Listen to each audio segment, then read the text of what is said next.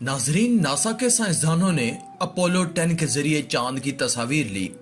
اس تصاویر سے یہ صاف صاف پتہ چلتا ہے کہ زمانہ ماضی میں چاند 2 حصوں میں تقسیم ہوا تھا۔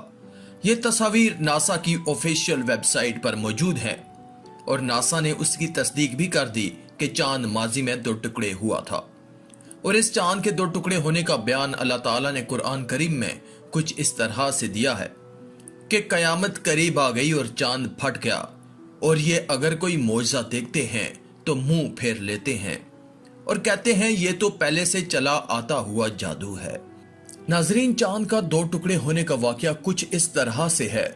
رسول اللہ صلی اللہ علیہ وآلہ وسلم کی ہجرت کے 5 سال قبل قریش کے کچھ لوگ نبی پاک کے پاس آئے اور کہا، اگر آپ اللہ کے نبی ہیں تو ہمیں کچھ معجزہ دکھائیے۔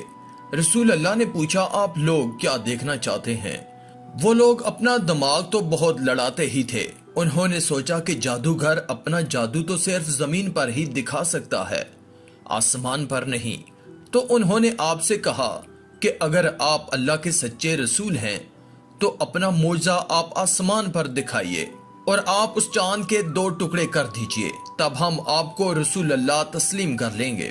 ان لوگوں کا یہ کہنا ہی تھا کہ آپ نے آسمان کی طرف نگاہ کی اور فرمایا، میں اللہ کا رسول ہوں اور اللہ کے حکم سے اے چاند 2 حصوں میں تقسیم ہو جاؤ، اور آپ نے اپنی انگلی مبارک سے چاند کی طرف اشارہ کیا۔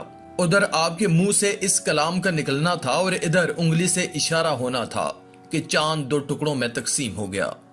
چاند کا ایک ٹکڑا پہاڑ کے ایک طرف اور دوسرا ٹکڑا پہاڑ کے دوسرے طرف جانے لگا۔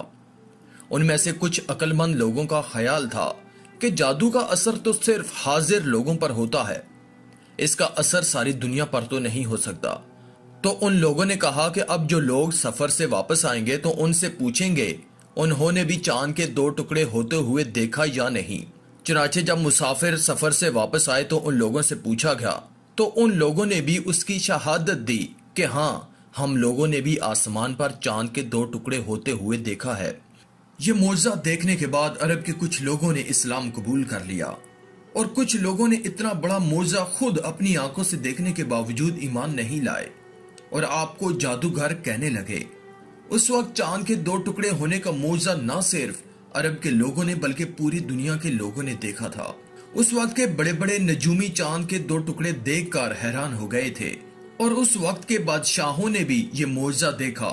ان میں سے کچھ لوگ اس معجزے کی سچائی جان کر مسلمان ہو گئے، اور کچھ اس سب کی سچائی جاننے کے باوجود بھی انجان بنے رہے۔